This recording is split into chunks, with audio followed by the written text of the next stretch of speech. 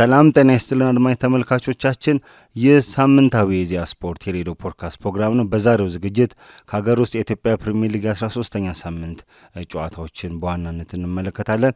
ከውጭ በሞሮኮ አስተናጋጅነት እየተካሄደ የሚገኘውን 35ኛውን የአፍሪካ ዋንጫ እንዲሁ እንመለከታለን። ፕሮግራም በመምራት እኔ ሙሴ መለሰ አብሬያችሁ ቆያለሁ። እስከ ፕሮግራም ፍጻሜ መልካም ቆይታ።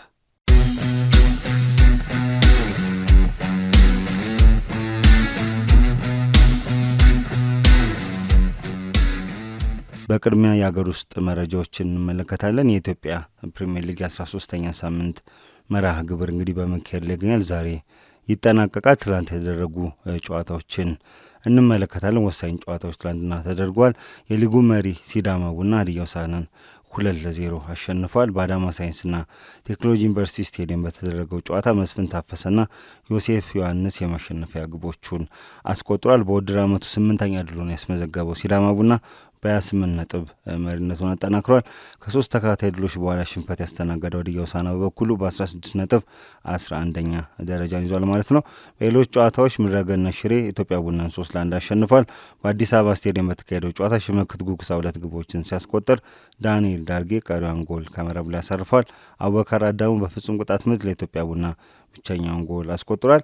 በአዳማ ሳይንስና ቴክኖሎጂ ዩኒቨርሲቲ ስቴዲየም በተደረገው ሌላኛው መርሃ ግብር ሸገር ከተማና ኢትዮጵያ ንግድ ባንክ አንዳቻ ተለያይተዋል።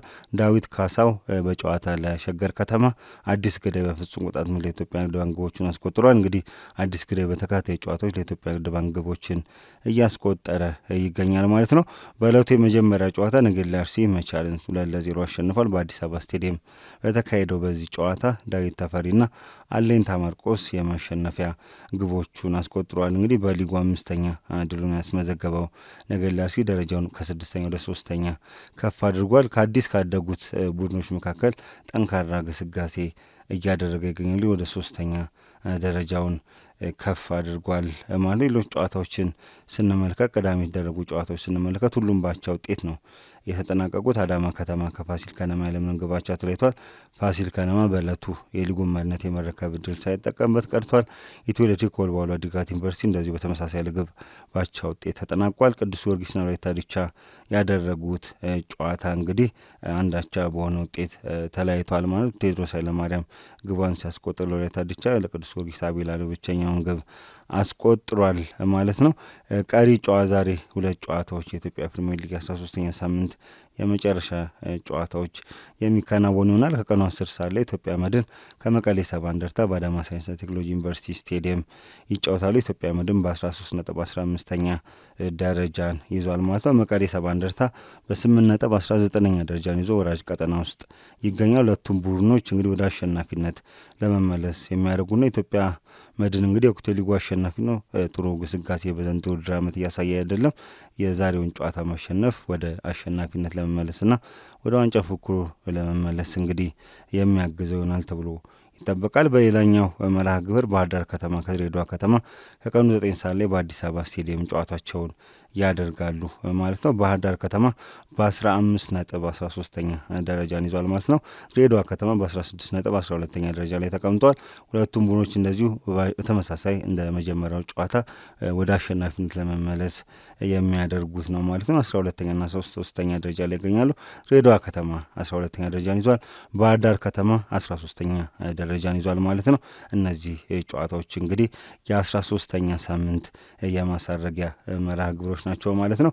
የደረጃ ሰንጠረዡን ስንመለከት ሲዳማ ቡና በ28 ነጥብ እየመራ ይገኛል። ፋሲል ከነማ በ25 ነጥብ 2ኛ ደረጃ ላይ ይገኛል።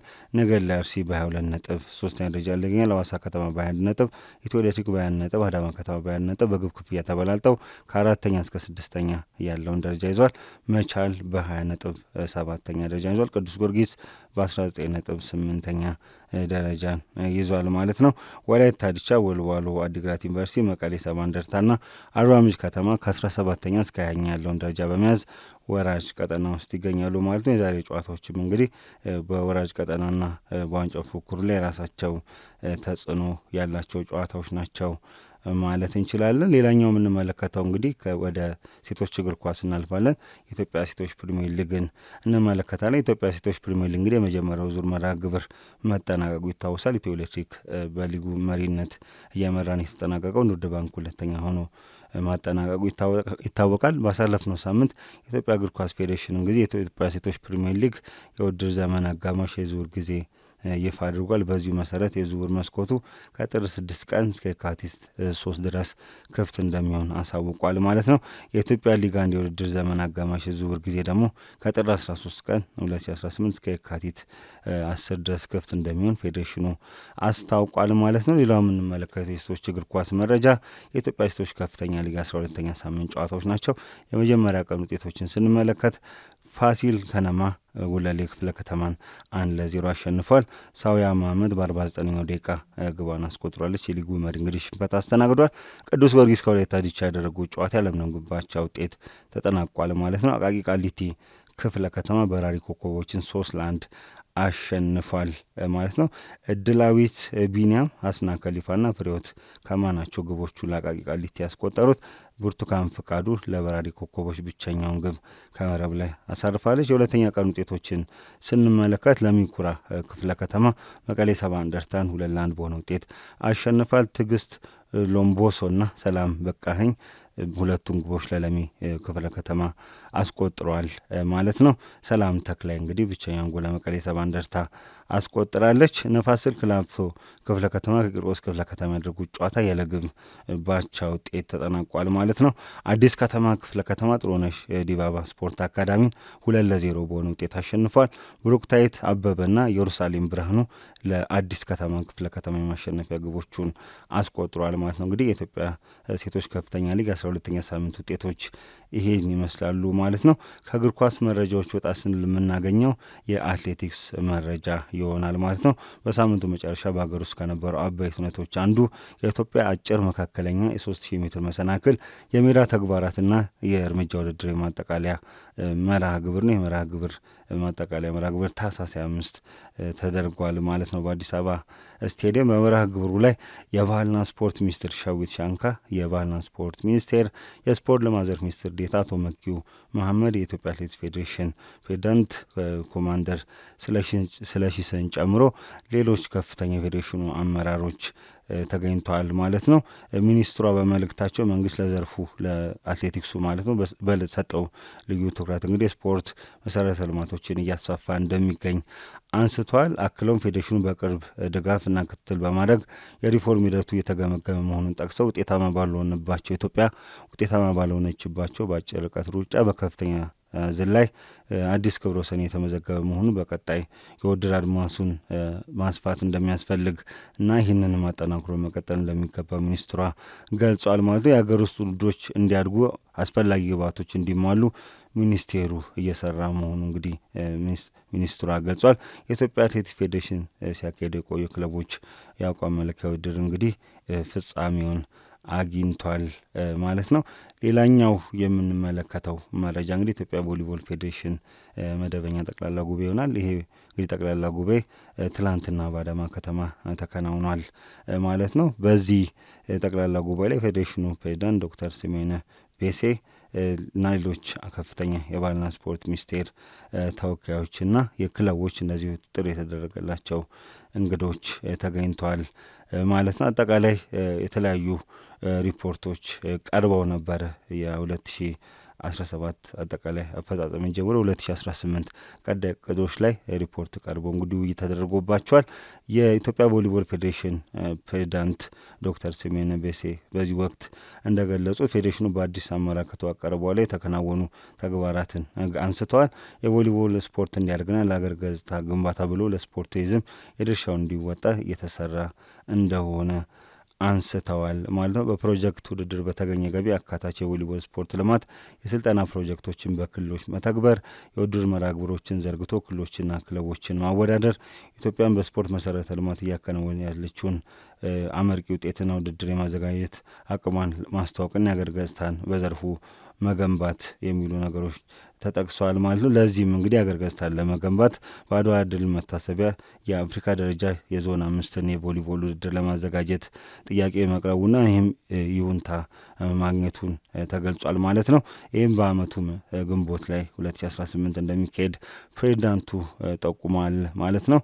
ሌላኛው እንደ ቮሊቦል ፌዴሬሽን ያጋጠመ ያለውን የክለቦች የመፍረስ አደጋና የውድድር ተሳትፎ ማነስ አንስቷል። ጉባኤው ተኛው መክሮ በየደረጃው ለመፍትሄ ለመስራት እንደሚገባ አሳስበዋል ማለት ነው። ጉባኤው እንግዲህ አጠቃላይ የተለያዩ ጉዳዮች ላይ መምከሩን ቅድም እያነሳው ነበረ። ጉባኤው ሲቀጥል የ5ኛ መደበኛ ጠቅላላ ጉባኤ ቃለ ጉባኤን አጽድቋል። በ2017 ዓ ም ፌዴሬሽኑ በቴክኖሎጂ ለማዘመን የራሱ ድረገጽ እንዲለማ ስለመደረጉ ለክልሎችና ለከተማ አስተዳደሮች ለተደረጉ የሙያ ስልጠናና የቁሳቁስ ድጋፎች መመሪያዎችን ለማሻሻል ስለተከናወኑ ስራዎች በስፖርት ለሁሉ መዝናኛ የህብረተሰብ ተሳትፎን ለማሳደግ ስፖርቱን ህዝባዊ መሰረት እንዲይዝ ለማድረግ የተደረጉ ድሮችም እንግዲህ ሪፖርት ቀርቦ ውይይት ተደርጎባቸዋል ማለት ነው። በኢትዮጵያ ቮሊቦል ስፖርት በርካታ ክለቦችን በመመስረት ባለሙያዎችን በማሰልጠን ብሔራዊ ቡድን መስርተው ለውጤት በማብቃት ጉልህ አሻራ አሳርፈው ያለፉት ኢንስትራክተር አለማየሁ ሸዋጠጥቅን በስራቸው በመዘከር በየአመቱ የሚካሄድ በስማቸው የተሰየመ ውድድር መርሃ ግብር ከ2018 ጀምሮ እንዲደረግ ጉባኤው መክሮ አጽድቋል። እንግዲህ እሳቸው በያዝነው ዓመት ህይወታቸው ማለፉ የሚታወስ ነው ማለት ነው። በአጠቃላይ የጉባኤው ተሳታፊዎች የቮሊቦል ስፖርት እንዲያድግ ውድድሮችን በማብዛት ስፖርቱ ህዝባዊ መሰረት ለማስያዝ ከታዳጊዎች ጀምሮ በየደረጃው ያሉ የብሔራዊ ፌዴሬሽኑ አመራሮች ፕሮጀክት ቀርጸው እንዲሰሩ በማብቃት በተለይም በቮሊቦሉ ስፖርት የሴቶችን ተሳትፎ ለማሳደግና የፈርሱ ክለቦችን እንዱና ለመታደግ ከሚመለከታቸው አካላት ጋር በቅንጅት መስራት እንደሚገባ አንስቷል። ይህንንም በማንሳት እንግዲህ የቀረበውን የ2018 እቅድ አጽድቋል ማለት ነው። በመጨረሻም የባህልና ስፖርት ሚኒስቴርን በመወከል በጉባኤው ላይ የተገኙት አቶ ዳንኤል ዳኝ ንግግር አድርገው ነበረ። እሳቸውም እንዳሉት የስፖርት ማህበራት ምዝገባና ድጋፍ ቁጥጥር መሪ ስራ አስፈጻሚ የቮሊቦል ፌዴሬሽን በየጊዜው በአሰራር እያደገ ውጤቱም የተሻሻለ መምጣቱን አንስቷል። የፌዴሬሽኑ የክልል አደረጃጀቶችና በአቅም ላይ ተመስርተው እንዲሰሩና ስራቸው እየተመዘነ መደገፍ የሚገባቸው እንደሆነም አሳስበዋል ማለት ነው። መንግስትም ለቮሊቦል ፌዴሬሽን እንዳጠቃላይ ለቮሊቦል ስፖርት እድገት አስፈላጊውን ድጋፍ እንደሚያደርግም አስታውቋል ማለት ነው። ጉባኤውን እንግዲህ አጠቃላይ ስኬታማና ዲሞክራሲያዊ በሆነ መንገድ ተካሂደዋል ሲሉ ገልጿል ማለት ነው። አጠቃላይ ይህን መረጃ ደረሰን የባህልና ስፖርት ሚኒስቴር ነው ማለት ነው። አድማጭ ተመልካቾቻችን ከሀገር ውስጥ የነበሩን ስፖርታዊ መረጃዎች ይህን ይመስላሉ። ከአፍታ ቆይታ በኋላ ወደ ውጭ ስፖርታዊ መረጃዎች እናልፋለን። አሁንም ከኢዜአ ስፖርት የሬዲዮ ፖድካስት ፕሮግራም ጋር አብራችሁን ቆዩ።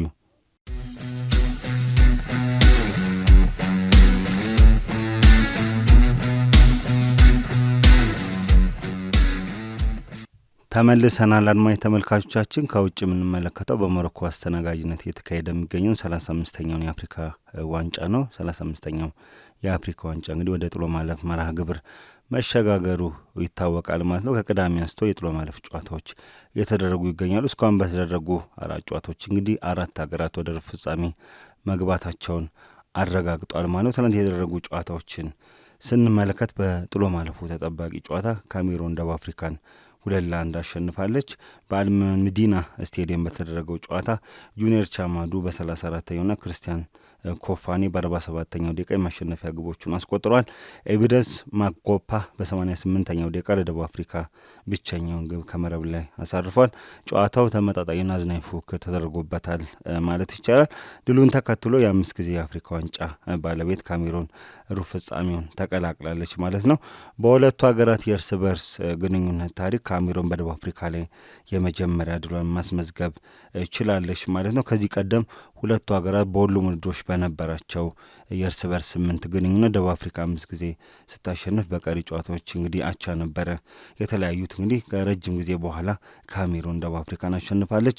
ይህም እንግዲህ ያሸነፈችበት ወሳኝ የሚባል መርሃ ግብር ነው። በጥሎ ማለፉ አፍሪካ ዋንጫ ላይ ተገናኝተው 2-1 በማሸነፍ ሩብ ፍጻሜ ገብታለች። እንግዲህ ካሜሮን በዘንድሮ የአፍሪካ ዋንጫ ከውድድሩ በፊት በጣም በበርካታ ውዝግቦች የታጀበ ትኩረትን ስባ ነበረ። በተለይም ቤልጅየም አሰልጣኝ በወቅቱ የካሜሮን እግር ኳስ ፌዴሬሽን ፕሬዚዳንትና የቀድሞ የቡድኑ ተጫዋች ሳሙኤል ኤቶ ከተሰናበቱ በኋላ የመጡት አዲስ አሰልጣኝ የመጡበት መንገድ አነጋጋሪ ነበረ። የአፍሪካ መገናኛ ብዙኃን ያለ መገናኛ ብዙኃንን ትኩረት የሳበ ጉዳይ ነበር። እንግዲህ በውዝግብ የተሞላው የአሰልጣኞች ሹምሽር እንግዲህ ካሜሮን ብሔራዊ ቡድን ላይ ተጽዕኖ ያሳድራል ተብሎ ሲጠበቅ እንግዲህ ካሜሮን እንግዲህ በጥሩ ግስጋሴ ላይ ተገኝታለች ማለት ነው። ትላንትና ፊሽካ ከተነፋ በኋላ እንግዲህ ሳሙኤል ኢቶና የቀድሞ የብሔራዊ ቡድኑ አምበል ሪጎበርት ሶንግ ደስታቸውን ሲገልጹ ተመልክተናል። ደስታው የፎይታም ይመስላል የመገላገልም አይነት ስሜት ያለው የደስታ አገላለጽን ኢቶና ሪጎበርት ሶንግ ሲያሳዩ ተመልክተናል ማለት ነው። ሪጎበርት ሶንግም በቅርብ ጊዜ እንግዲህ የካሜሮን ብሔራዊ ቡድን አሰልጣኙ ነበር። ከዛ በኋላ ከተነሳ በኋላ ነው እንግዲህ እንደዚህ አይነት ውዝግቦች መጥተው የነበረው። ከዛ በኋላ የካሜሮን ብሔራዊ ቡድን እንግዲህ በዘንድሮ አፍሪካ ዋንጫ ላይ ጥሩ ግስጋሴን እያደረገ ይገኛል ማለት ነው። ካሜሮን በሩብ ፍጻሜ ከሞሮኮ ጋር የምታደርገው ጨዋታ ከወዲሁ ተጠባቂ ነው። የጨዋታ የፊታችን አርብ የሚከናወን ይሆናል ማለት ነው፣ ጥር 1 ማለት ነው። አዘጋጇ ሞሮኮ እንግዲህ ታንዛኒያን በእለቱ በነበረው የመጀመሪያ ጨዋታ 1-0 አሸንፋለች። በፕሪንስ ሙላይ አብደላ ስቴዲየም በተካሄደው ጨዋታ ብራሂም ዲያዝ በ64ኛው ደቂቃ ያስቆጠረው ጎል አገሩን አሸናፊ አድርጓል ማለት ነው። ዲያዝ በውድድሩ ላይ ያስቆጠራቸውን ጎሎች ብዛት ወደ 4 ከፍ በማድረግ የከፍተኛ ግብ አስቆጣሪነቱን ለብቻው መምራት ጀምሯል። እንግዲህ የሞሮኮ ሌላኛው ተጫዋች አዩብ ኤልካቢን የማሊው ላሲን ሲናዮኮን ጨምሮ የአልጄሪያው ሪያድ ማህሬዝ 3 ግቦች ነበራቸው። እንግዲህ ዲያዝ 4ኛ ጎል በማስቆጠር እንግዲህ ከፍተኛ ግብ አስቆጣሪነቱን ለብቻው መምራት ጀምሯል ማለት ነው። የሞሮኮ እስማኤል ሳባሪ በ15ኛው ደቂቃ ያስቆጠራት ጎል በቪዲዮ የታገዘ ዳኝነት ቫር ከታየ በኋላ ከጨዋታ ውጭ በመሆኑ ተሽሯል ማለት ነው። በጨዋታ ላይ ሞሮኮ ብልጫ ወስዳ ተጫውታለች። ውጤቱን ተከትሎ እንግዲህ ሞሮኮ በሩብ ፍጻሜው 3ኛ ሀገር የተቀላቀለች ሀገር ሆናለች። ቅድም እንዳነሳሁት ከካሜሮን ጋር የምታደርገው ጨዋታ የሚጠበቅ ይሆናል ማለት። ሌሎች ጨዋታዎችን ስንመለከት ሴኔጋል ሱዳንን 3-1 አሸንፋለች። የቅዳሜ ዕለት የተደረገ የመጀመሪያው የጥሎ ማለፍ ጨዋታ ነው። በታንጀር ስቴዲየም በተካሄደው ጨዋታ አሚር አብደላህ በ6ኛው ደቂቃ እንግዲህ ያስቆጠራት ግሩም ግብ ሱዳን ሳትጠበቅ መሪ እንድትሆን አድርጓት ነበር። ይሁንና ፓፓጌ በ9ኛው ደቂቃ ነው በመጀመሪያው አጋማሽ የባከነ ሰዓት ጭማሪ 48ኛው ደቂቃ ላይ እንዲሁም ተቀይሮ የገባ 17 ዓመቱ ታዳጊ ኢብራሂም እምባይ በ7ኛው ደቂቃ ያስቆጠረው ግብ እንግዲህ ሴኔጋልን አሸናፊ አድርጓል። በጨዋታው ላይ ሴኔጋል በሱዳን ላይ ከፍተኛ ብልጫ ወስዳ ተጫውታለች። ድሉን ተከትሎ እንግዲህ ሴኔጋል ሩብ ፍጻሜ የገባቸው የመጀመሪያ ሀገር ሆናለች። በሩብ ፍጻሜው ከማሊ ጋር ተጫውታለች። ማሊ ቅዳሜ ማምሻውን እንግዲህ ቱኒዚያን አሸንፋለች። በመለያ ምት በመሐመድ 5ኛ ስቴዲየም በተደረገው ጨዋታ ፊራስ ቻዋት በ88ኛው ደቂቃ ያስቆጠራት ጎል ቱኒዚያን መሪ አድርጎ ነበረ። ጨዋታው በቱኒዚያ አሸናፊነት ተጠናቀቀ ተብሎ ሲጠበቅ ላሲን ሴናዮኮ በ96ኛው ደቂቃ ፍጹም ቅጣት ምት ከመረብ ላይ ያገናኛት ግብ ማሊን አቻ አድርጓል ማለት ነው። ላሲን ሴናዮኮ በዘንድሮ የአፍሪካ ዋንጫ እንግዲህ 2ኛ ፍጹም ቅጣት ምቱን ማስቆጠር ችሏል። የመጀመሪያው ከሞሮኮ ጋር አንዳቻ በወጡበት የምድብ ጨዋታ ላይ እንግዲህ በፍጹም ቅጣት ምት ግብ ማስቆጠሩ የሚታወስ ነው። በጨዋታው ላይ በ26ኛው ደቂቃ የማሊው ተከላካይ ወዮ ኩሊባሊ በቀይ ካርድ ከሜዳ መሰናበቱ ይታወቃል። ይህ በማሊ ጨዋታ እንቅስቃሴ ላይ እንግዲህ ከፍተኛ ተጽዕኖ አሳድሯል ማለት ነው። ጨዋታው በመደበኛ ጨዋታ ክፍለ ጊዜ በአቻ ውጤት በመጠናቀቁ 30 ደቂቃ ተጨምሯል። በ30 ደቂቃውም ምንም የውጤት ባለመኖሩ እንግዲህ ምክንያት ጨዋታው ወደ መለያ ምት አምርቷል ማለት ነው። በዚህ ማሊ ቱኒዚያን 3-2 በማሸነፍ ሩብ ፍጻሜ ገብታለች ማለት ነው። በዚህ ጨዋታ ላይ የማሊጉ ጠባቂ ዲያራ 2 ፍጹም ቅጣት ምቶችን በማዳን እንግዲህ ትልቁን አስተዋጽኦ ለማሊ ተወጥቷል። ማሊ አብዛኛውን የጨዋታ ክፍለ ጊዜ እንግዲህ በ10 ተጫዋች ብትጫወትም የተደራጀ መከላከልን ያለሸነፍ ባይነት እንግዲህ ዊኒንግ ስፕሪት እንግዲህ አሸናፊ አድርጓታል። በአንጻሩ ቱኒዚያ ረጅም ሰዓታት ያገኘቻቸውን የቁጥር ብልጫ በ11 ተጫዋች የመጫወትና በ10 ተጫዋች የተጋጠመችው ማሊን ብልጫ ወስዶ ቁጥር ብልጫውን ተጠቅሞ የማሸነፍ አድቫንቴጇን መጠቀም አልቻለችም። እንግዲህ ማሊ ሩብ ፍጻሜው ከሴኔጋል ጋር የፊታችን አርብ ጥር 1 ጨዋታውን የምታደርግ ይሆናል ማለት። ጥሎ ማለፍ ቀሪ ጨዋታዎች እንግዲህ ዛሬና ነገ የሚከናወን ይሆናል። ዛሬ የሚደረጉ ጨዋታዎችን ስንመለከት ግብጽ ከቤኒን ምሽት 1 ሰዓት ላይ ጨዋታቸውን የሚያደርግ ይሆናል። እንግዲህ ግብጽ በምድብ 2 እንግዲህ አንደኛውና በ7 ነጥብ ማለፏ የሚታወስ ነው። ቤኒን እንግዲህ ከምድቧ ምርጥ 3ኛ ሆነ ካለፉ 4 ሀገራት መካከል አንደኛዋ ናት። እንግዲህ ግብጽ የ7 ጊዜ የውድድሩ አሸናፊ ናት ማለት ነው። ቤኒን ትልቁ ውጤቷ እንግዲህ በአፍሪካ ዋንጫ ሩብ ፍጻሜ መግባት ነው። ይሄም እንግዲህ ግብጽ ባዘጋጀችው እንደ አውሮፓውያን አቆጣጠር በ2019 ባዘጋጀችው የአፍሪካ ዋንጫ ነበር ሩብ ፍጻሜ ገባችው። በወቅቱም በሴኔጋል 1-0 ተሸንፋ ከውድድሩ ውጭ መሆኗ የሚታወስ ነው። እንግዲህ ለሁለተኛ ጊዜ ሩብ ፍጻሜ ለመግባት ከግብጽ ጋር ከባድ ፍልሚያ ታደርጋለች። ይህ ጨዋታ እንግዲህ ተጫዋቾች አጠቃላይ ብቃት ስንመለከት እንግዲህ ግብጽ በቤኒን ላይ ከፍተኛ ብልጫ ወስዳ ትጫወታለች ተብሎ ነው የሚጠበቀው። ግብጽም የሰፊውን ግምት አግኝታለች ማለት ነው። ሌላኛው ጨዋታ ናይጄሪያና ሞዛምቢክ ምሽት 4 ሰዓት ላይ የሚያደርጉት ጨዋታ ነው። ናይጄሪያ እንግዲህ ምድብ 3 ላይ በ9 ነጥብ ለጥሎ ማለፍ መግባቷ ይታወቃል። እንግዲህ በምድቡ ያደረገቻቸውን 3 ጨዋታዎች በማሸነፍ ከአልጄሪያ ቀጥሎ ሁለተኛዋ ሀገር ናት። ሞዛምቢክም እንደዚሁ በመጨረሻው ምድብ ነበረ የተገኘችው በምድብ 6 በዛው ምድብ ላይ ምርጥ 3ኛ ሆና ነበረ ያለፈችው። አንድ ጨዋታ ማሸነፍ በ3 ነጥብ 3ኛ ደረጃን ይዛ ማለፏ የሚታወስ ነው ማለት። የዛሬ አሸናፊዎች እንግዲህ እርስ በርሳቸው በሩብ ፍጻሜው ቅዳሜ ዕለት የሚጫወቱ ይሆናል። ነገ የሚካሄዱ መርሃ ግብሮችን ስንመለከት ነገ ተጠባቂ ጨዋታዎች ይደረጋሉ። አልጄሪያ ከዲሞክራቲክ ሪፐብሊክ ኮንጎ ምሽት 1 ሰዓት ላይ ጨዋታቸውን የሚያከናውን ይሆናል። አልጄሪያም እንደዚሁ በምድብ 5 በ9 ነጥብ አንደኛ ሆና ነው ያለፈችው ማለት። ዲሞክራቲክ ሪፐብሊክ ኮንጎ ሴኔጋል በምትገኝበት በምድብ 4 ማለት ነው 7 ነጥብ በመሰብሰብ ሁለተኛ ደረጃን ይዛ አጠናቃለች። ሴኔጋልም 7 ነጥብ ነው ያዘችው። በግብ ክፍያ ተበልጣ ነው እንግዲህ ሁለተኛ ደረጃን ይዛ አጠናቀቀችው። እነዚህ ሁለቱ ቡድኖች የሚያደርጉት ጨዋታ ይጠበቃል። ሁለቱም ሀገራት እንግዲህ ከዚህ ቀደም የአፍሪካ ዋንጫን አንስተው የሚያውቁ ሀገራት ናቸው ማለት ነው። እነዚህ ሁለት ቡድኖች የሚያደርጓቸው ጨዋታዎች የሚጠበቁ ይሆናል ማለት ነው። ሌላኛው እንግዲህ የምዕራብ አፍሪካ ጎረቤት ሀገሮች የሆኑት አይቮሪ ኮስትና ኮትዲቯርና ቡርኪና ፋሶ ምሽት 4 ሰዓት ላይ የሚያደርጉ ጨዋታ ይጠበቃል። እንግዲህ የወቅቱ የአፍሪካ ዋንጫ አሸናፊ ኮትዲቯር በምድብ 6 በ7 ነጥብ እንግዲህ ምድቧን እየመራች አንደኛ ሆና ወደ ጥሎ ማለፍ መግባቷ የሚታወስ ነው ማለት ነው። በአልጄሪያ ምድብ የነበረችው እንግዲህ በምድብ 5 የነበረችው ቡርኪና ፋሶ በ6 ነጥብ ሁለተኛ ደረጃን ይዛ ማጠናቀቋና ወደ ጥሎ ማለፍ መግባቷ የሚታወስ ነው ማለት ነው። እነዚህ ቡድኖች የሚያደርጉት ጨዋታ እንግዲህ በጣም የሚጠበቅ ይሆናል። አይቮሪ ኮስት የወቅቱ አሸናፊ ናት፣ የ2 ጊዜ አሸናፊ ናት። ቡርኪና ፋሶ በአፍሪካ ዋንጫ ተሳትፎ ታሪኳ ትልቁ ውጤቷ እንግዲህ በ2013 የአፍሪካ ዋንጫ ፍጻሜ ደርሳ እንግዲህ የተሸነፈችበት አጋጣሚ ነው ማለት ነው።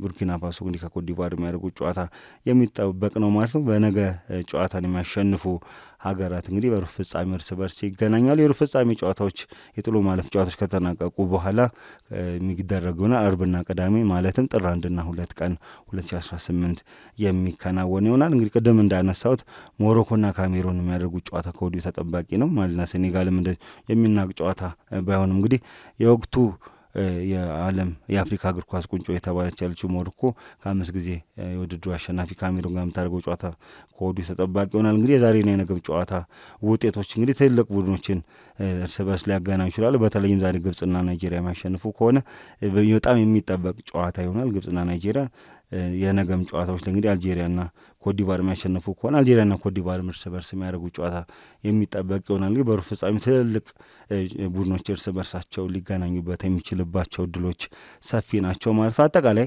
እነዚህ የተመለከቱ መረጃዎችን በኢዜአ ስፖርት የሬዲዮ ፖድካስት ፕሮግራም፣ በሌሎች የስፖርት ፕሮግራሞቻችን ላይ በማህበራዊ ትስስር ገጽ አማራጮቻችን ላይ በስፋት የምንመለስባቸው ይሆናል ማለት ነው። አድማጭ ተመልካቾቻችን የዛሬው የኢዜአ ስፖርት የሬዲዮ ፖድካስት ፕሮግራም ይህን ይመስል ነበረ። ሳምንት በሌላ ፕሮግራም እስከምንገናኝ እስከ ሳምንት ቸርን ሰንብት።